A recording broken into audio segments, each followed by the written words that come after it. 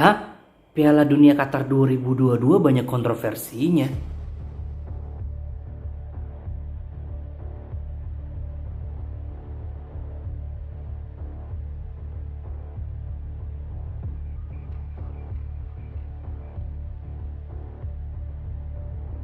Korupsi, pelanggaran HAM, larangan jual miras, sampai atribut LGBT ini menjadi omongan dunia saat ini tentang Piala Dunia di Qatar. Ada apa sih dengan Piala Dunia Qatar 2022?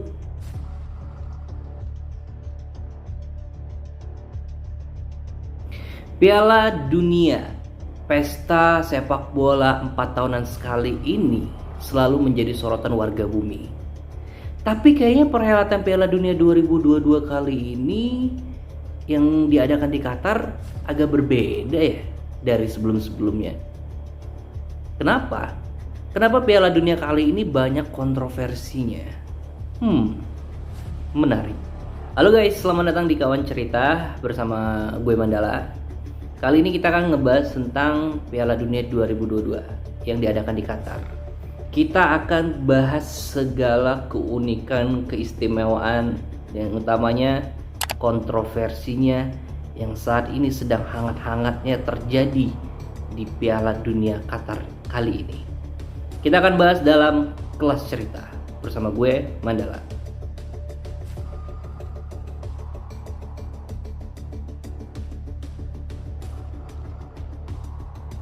Guys, kalau ngomongin Piala Dunia 2022 memang Piala Dunia kali ini sangat istimewa ya. Karena untuk lokasi tuan rumah Piala Dunia sendiri ini pertama kali diadakan di negara Jazirah Arab dengan mayoritas penduduknya muslim.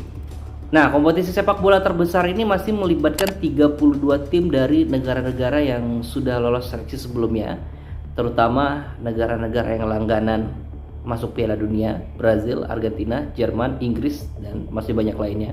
Nah, kalau ngomongin keunikan dan keistimewaan Piala Dunia kali ini yang di Qatar, ada sesuatu yang bikin mencengangkan juga dari Piala Dunia kali ini. Nah guys, tahu nggak? Qatar ini menghabiskan 200 miliar US dollar Amerika untuk membuat perhelatan sepak bola dunia ini. Dan gara-gara menghabiskan uang segitu, Piala Dunia di Qatar 2022 ini membuat Piala Dunia termahal sepanjang sejarah yang pernah diadakan. Wow. Nah, sebagai perbandingan aja, Piala Dunia tahun 2018 di Rusia lalu ini menghabiskan 11 miliar dolar Amerika. 11 miliar US dollar Amerika. Di Qatar 200 miliar US dollar. Lu hitung aja berapa kali lipat dari Piala Dunia sebelumnya. Emang beda ya negara sultan. Oke, kita bahas yang pertama dulu adalah kontroversinya. The winner to organize the 2022 FIFA World Cup is Qatar.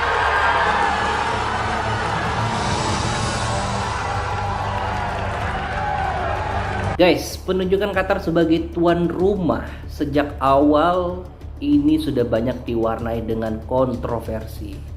Nah, karena itu buat kalian para pecinta sepak bola, buat kalian yang lagi nonton ataupun mengikuti Piala Dunia kali ini, beberapa minggu ke depan, maybe sampai final nanti, ini akan menjadi momentum bagaimana benturan-benturan nilai antara barat liberal dan nilai-nilai negara Arab akan terjadi di arena internasional ini. Nah, gue kutip dari Bloomberg, ada beberapa kontroversi yang mengiringi perhelatan terbesar kompetisi sepak bola dunia ini. Mulai dari isu-isu pelanggaran HAM, ya, utamanya soal para pekerja imigran, hak-hak dan kebebasan perempuan, hingga larangan campaign LGBT ataupun atribut LGBT memasuki wilayah perhelatan Piala Dunia ini. Nah, beberapa kontroversi itu menjadi headline di Piala Dunia Qatar 2022 ini. Jadi dari awal pro kontra tentang kasus LGBT ini pun sudah memanas. Ada beberapa negara yang pro, ada beberapa yang kontra. Dan uniknya guys, Piala Dunia 2022 ini tidak diadakan selama liburan musim panas. Karena kita tahu ya, biasanya Piala Dunia itu kan berlangsung pada bulan Juni. Nah, tetapi kali ini diadakan di bulan November, yang artinya Piala Dunia 2022 ini secara otomatis akan mengganggu jalannya kompetisi sepak bola domestik di belahan bumi utara yang sudah berjalan separuhnya. Jadi guys, seluruh kompetisi Liga Sepak Bola Dunia benar-benar harus berhenti di tengah jalan cuy, karena harus fokus untuk perhelatan Piala Dunia ini. Gak enak banget ya digantung tengah jalan.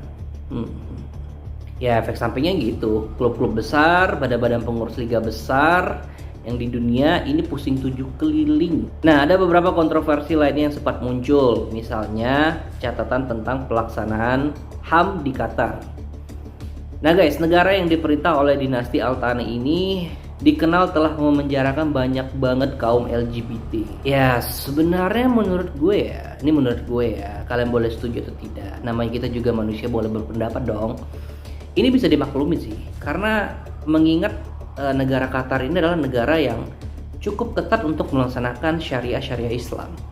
Seharusnya ya kita harus menghormati dan menghargai kebudayaan maupun hukum yang berlaku si tuan rumahnya. Ya namanya juga kita lagi bertandang ke rumah orang, jadi nggak ada salah juga dong kita menghargai kebudayaan rumah orang, ya kan? Ya itu menurut pendapat gue sih, sebenarnya nggak ada masalah asal kita masih menghargai dan menghormatin ataupun respect terhadap peraturan dari si tuan rumahnya. Dan sempat juga menjadi headline adalah di mana negara Qatar melarang untuk meminum ataupun menjual alkohol di tempat umum secara bebas. Padahal kita tahu salah satu sponsor Piala Dunia adalah minuman beralkohol. Tapi Qatar dengan tegas melarang menjual ataupun meminum minuman beralkohol di negaranya. Wah, agak salut sih ya sebenarnya. Oh ya, sama satu lagi, di negara Qatar itu sangat dilarang untuk melakukan one night stand atau cinta satu malam. Jadi peraturan atau hukum ini berlaku bukan cuma untuk warga Qatar, tapi juga turis-turis yang datang ke Qatar khususnya untuk menyaksikan Piala Dunia 2022 ini. Nah, terus juga kontroversi selanjutnya adalah tudingan korban manusia yang sekitar 6.500 pekerja imigran itu meninggal dunia saat membangun infrastruktur turnamen yang dibangun khusus untuk Piala Dunia Qatar ini, seperti jalan raya, hotel maupun 8 stadion yang dibangun untuk ataupun khusus untuk Piala Dunia ini. Walaupun begitu, pihak berwenang di Qatar ini telah membantah semua tudingan itu. Jadi pemerintah Qatar menganggap itu adalah berita hoax.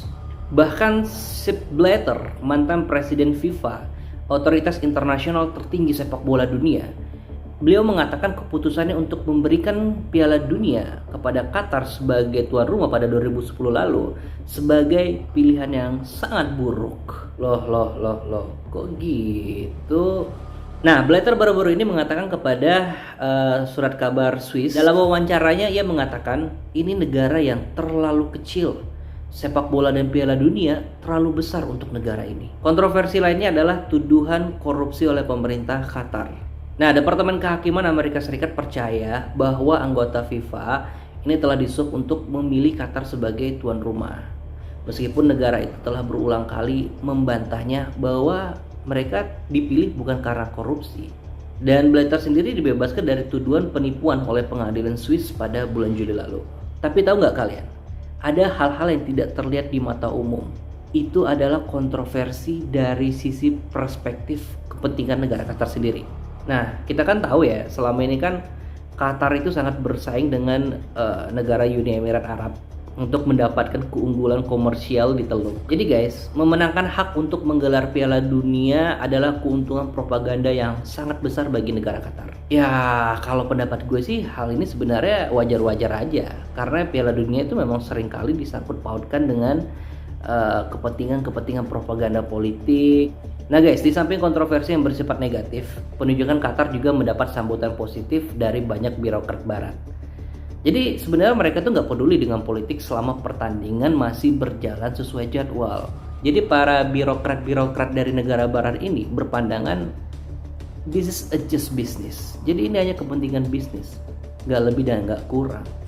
Guys, kalau ngomongin negara Qatar yang notabene ini bukanlah negara yang yang penggemar sepak bolanya itu banyak, dan bukan negara sepak bola pada umumnya ataupun pada kebanyakannya. Tapi Qatar sebenarnya sudah memiliki banyak pengalaman menjadi penyelenggara acara-acara kelas dunia yang dihadiri banyak orang. Jadi dari sisi tingkat kesiapan maupun logistik ini sudah sangat teruji 100%. Misalnya saat Qatar menjadi tuan rumah Piala Dunia Klub FIFA pada tahun 2019 dan Piala Arab FIFA pada tahun 2021. Nah, di saat kedua turnamen tersebut diselenggarakan di negara Qatar, ini tidak ada terjadi insiden yang besar. Dan juga guys, beberapa pekerjaan imigran telah diberitahu untuk meninggalkan Qatar terlebih dahulu. Nah, setelah turnamen Piala Dunia selesai, diharapkan para imigran ini untuk balik lagi ke Qatar. Dan pegawai pemerintah juga telah dihimbau untuk bekerja dari rumah aja selama Piala Dunia. Juga selain kantor-kantor pemerintahan, sekolah, serta perguruan tinggi ini juga ditutup. Kenapa? Agar mengurangi kemacetan, mengingat Qatar walaupun negara sultan, tapi luas negaranya gak besar-besar banget sih sebenarnya. Terus pemerintah Qatar juga akan menghentikan lalu lintas memasuki Doha pada hari Jumat. Karena biasanya di negara Qatar, khususnya di Doha, hari Jumat itu adalah hari tersibuk dalam seminggu di Qatar. Ada juga isu-isu lainnya seperti para pemain ini pesimis untuk bermain optimal di Piala Dunia Qatar 2022 kali ini. Nah guys, Piala Dunia FIFA kali ini untuk pertama kalinya dimainkan di panasnya iklim Timur Tengah. Karena Qatar dikenal sebagai salah satu negara terpanas di dunia. Suhu rata-rata tahunan berkisar antara 14 sampai 41 derajat Celcius.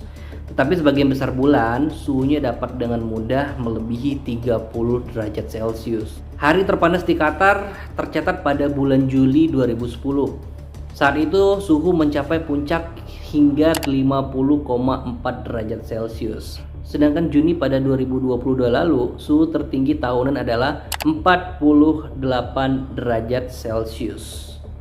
Itulah salah satu alasan kenapa Piala Dunia kali ini tidak diadakan pada bulan Juni.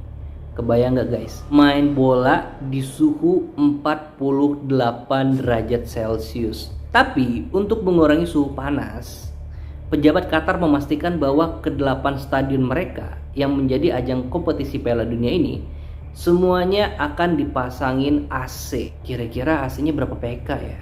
Ya, meskipun ada kekhawatiran atas kemampuan mesin pendingin ini untuk menurunkan suhu secara substansial di stadion terbuka. Tapi setiap tempat ataupun setiap stadion ini telah dilengkapi dengan unit pendingin yang dirancang khusus. Suhu tinggi memang menjadi momok yang menakutkan bagi para peserta Piala Dunia. Pemain yang bukan berasal dari Timur Tengah yang mungkin terbiasa dengan suhu dingin dikhawatirkan akan kewalahan dengan suhu panas di Qatar yang cukup sangat ekstrim. Kenapa bisa gitu? Karena suhu panas ini bisa lebih cepat menguras energi para pemain sehingga pastinya akan mempengaruhi penampilan mereka tidak bermain optimal. Tapi guys, terlepas dari banyaknya kontroversi tentang pelaksanaan Piala Dunia 2022 di Qatar ini serta bayangan pemain yang buruk, ajang ini tetap patut ditonton untuk kamu para penggemar sepak bola termasuk di tanah air. Ya, hitung-hitung kita bisa melupakan hiruk-pikuk politik yang terjadi, yang sempat viral beberapa hari yang lalu, yang ngisi TV-nya berita politik, terus ancaman krisis ekonomi. Tambah lagi kita bisa nobar bareng lagi sama teman-teman. Nah, kalau diingat-ingat lagi ya, kita kan 2 tahun ya harus terisolasi di rumah gara-gara pandemi COVID-19. Nah, di tahun ini kita bisa nobar lagi deh, bareng pacar, bareng selingkuhan, bareng keluarga mungkin ya. Dan yang pastinya melupakan masalah-masalah lain yang ada di sekitar kita dengan menikmati setiap pertandingan di Piala Dunia kali ini. Oke guys, sekian dulu cerita dari gue di kelas cerita. Kita ketemu lagi di cerita berikutnya. Peace.